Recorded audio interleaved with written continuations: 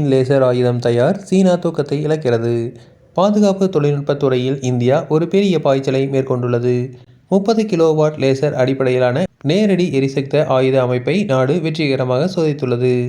இதுக்கு சகஸ்திர சக்தி என்று பெயரிடப்பட்டுள்ளது. இது இப்போது இந்தியாவின் நவீன இராணுவ திறன்களின் அடையாளமாக உருவெடுத்துள்ளது. இது வெறும் ஆயுதம் மட்டுமல்ல, இந்தியாவின் அறிவியல் தன்னம்பிக்கை, மூலோபாய நுண்ணறிவு மற்றும் தொழில்நுட்ப முயற்சிகளை சான்றாகும். சகஸ்திர சக்தி என்பது DRDOவால் உருவாக்கப்பட்ட ஒரு மேம்பட்ட ஒருங்கிணைந்த ட்ரோன் கண்டறிதல் மற்றும் இடைமறிப்பு அமைப்பாகும். இதன் முக்கிய நோக்கம் ட்ரோன்கள் மற்றும் குறைந்த உயர வான்வெளி அச்சுறுத்தல்களை சில நொடிகளில் அகற்றுவதாகும்.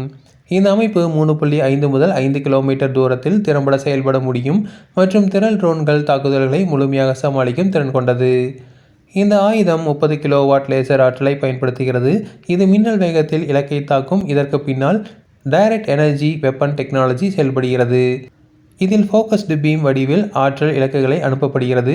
வழக்கமான ஆயுதங்களுடன் ஒப்பிடும்போது இதற்கு வெடிமருந்துகள் தேவையில்லை. இது அதன் தடவாள செலவுகளை கணிசமாக குறைக்கிறது.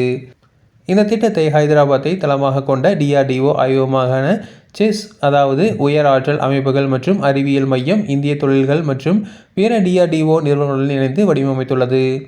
இந்த முழு அமைப்பும் மேக் இன் இந்தியாவின் கீழ் உருவாக்கப்பட்டுள்ளது. இது இந்தியாவின் உள்நாட்டு பாதுகாப்பு உற்பத்தி திறனில் வலிமையை காட்டுகிறது. DRDO இத்துடன் நிற்கவில்லை. அடுத்த இலக்கான சூர்யா என்று பெயரிடப்பட்ட 50 முதல் 100 கிலோவாட் மற்றும் 300 கிலோவாட் திறன் கொண்ட லேசர் அமைப்புகளை உருவாக்குவதாகும்.